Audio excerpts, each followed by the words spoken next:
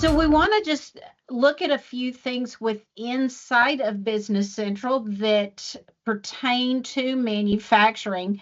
And today we want to start with our item setup because you're going to find the information that you need on the item card itself. So here's our bicycle that we're going to be building. And as we run down to the replenishment tab, you're going to see production. We can make to stock, we can make to order. And then we have both routings and your production BOM available to you. Let's open the production BOM first, and we'll look here. Certainly, you've got your number, description. You're going to be able to build at any unit of measure of that item. We're going to have 4 statuses, one being new, certified, under development, and closed, so that we can actually be working on a bill of material while it is in an under development. We also have active versions inside of Business Central. You're going to find the different items that were on your BOM, as well as the quantities that are needed for each of those. Again, you have that unit of measure, and we can actually claim a scrap. The routing link code, we can actually link certain items to certain steps within our routing. We've also got this nice little diagram option available to us.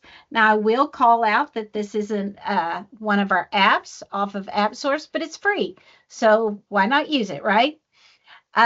As we look back to Business Central or the item card, and we're going to look at the actual routing at this point, you're going to see that we've got different operation steps, and we can have work centers or machine centers.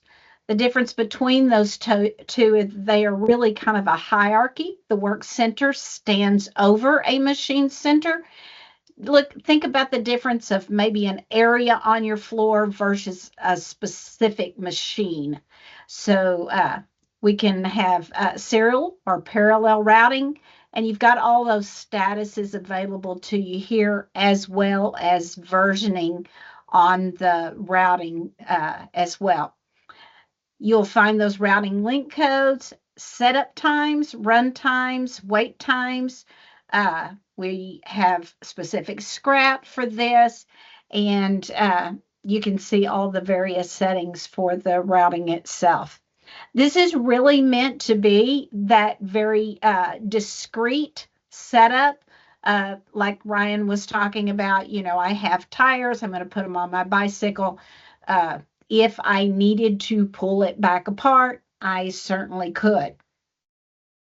So after we've got the item card set up, and we start building demand inside of Business Central, and demand can be a sales document, a sales order, a sales invoice. It can be a project inside of Business Central. It can actually be a production order that is calling for a raw material. Okay, that also is demand.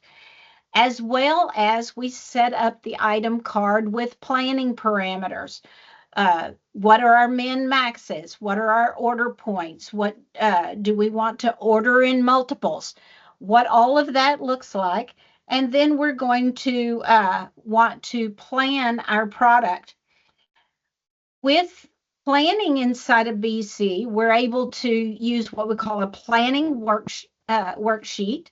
And these are the options we're going to have when we start building that plan. We're going to be able to do both MPS, which is our master production schedule, and MRP, which is our material resource planning, the starting and ending dates, but we can also use a forecast. A forecast can also create demand. Maybe you've got seasonal products that you don't have orders for yet, but that will be coming, and you want to start planning against all your lead times for vendors and locations. As you run the planning worksheet, This is what the results is going to look like, in the fact that it's going to start giving us suggestions of items that we may want to purchase, produce, maybe some transfers or assemblies. The planning worksheet is going to then plan for all the different types of results that we need, so that we're able to start getting some dates, what type of order type we're going to have, and maybe some quantities. You will notice here, Business Central is also suggesting that we change a quantity on a PO, as well as new ones, canceling some transfers, and also it could tell us to cancel some production orders as needed.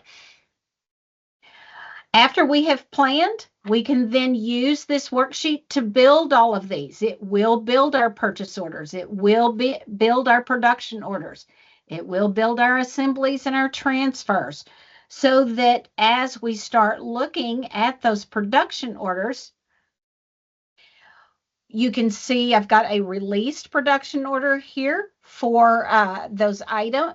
My bicycle, I'm going to make 5 of those, and it brings in the production line that it's looking for.